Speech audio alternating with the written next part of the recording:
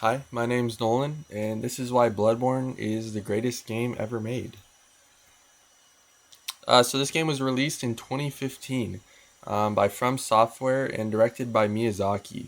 This is a Souls-like game. For those of you that don't know, From Software actually made all the Dark Souls games in Elden Ring, and this has a very similar combat style to those games. So that's why this is kind of branded a Souls-like game.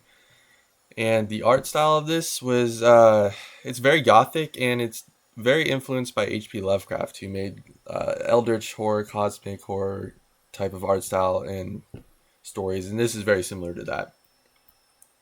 So this game has, yeah, it's an amazing art style, probably one of the best art styles ever made, in my opinion, and probably the best bosses ever made out of any game ever. It also has an interconnected level design, so it's not necessarily an open world. It's like a bunch of linear levels connected together. So you go from one level to the next, but they're all connected, so you can backtrack. Kind of like Castlevania, something like that, where you're in a big map and everything's connected. Similar to that. Gameplay. So this has a faster pace than the Dark Souls games. Dark Souls, you have a shield and it's more back and forth combat. This, you never really stop attacking. You're always dodging, always attacking.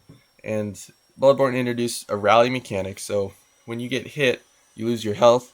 You can regain the health from attacking back. So it encourages offensive play instead of defensive like Dark Souls. You also have a gun in Bloodborne. In Dark Souls, you had a shield to parry.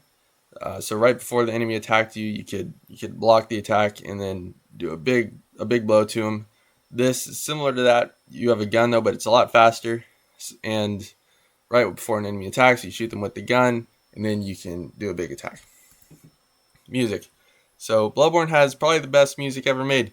It's haunting, gothic, and it suits the game very well.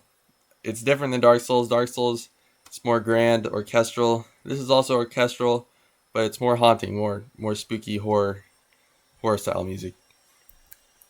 Boss fights. So the bosses in this game, yeah, they're the best ever. Probably the best boss in my opinion is Lady Maria. She's a hunter, so it's kind of like your character. Your character is a hunter, and Lady Maria is similar to that. You're you're fighting basically a human character who has similar moves set to you, very offensive, just like how you play. And some of the other bosses, Ludwig the Accursed, a big beast boss, but he also has a sword. So you got to dodge fast attacks and big sword attacks.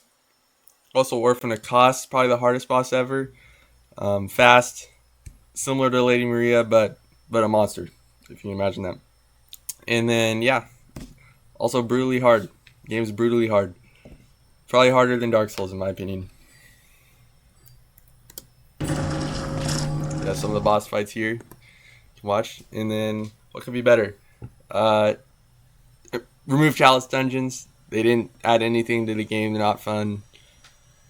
Or make him actually drop loot, something useful. But no, they don't do anything. Arcane. It's a stat that improves drop rate from enemies, like weapon item drop rate. Doesn't do anything. Why would you level that up when you can level up health? Also, in this game you have lamps as saves. So in Dark Souls you had bonfires as save checkpoints, and later on you could travel from bonfire to bonfire. In this you have lamps, but you can't travel from lamp to lamp. You have to go from lamp to the main hub to another lamp. Just make it so you can go from lamp to lamp. No one wants to go back to the main hub and then to the lamp. That's useless. Fix that. Also, the game's getting old. Remaster would be great. Make it look a little better. Yeah, that's my slideshow. Hope you liked it. Have a great day.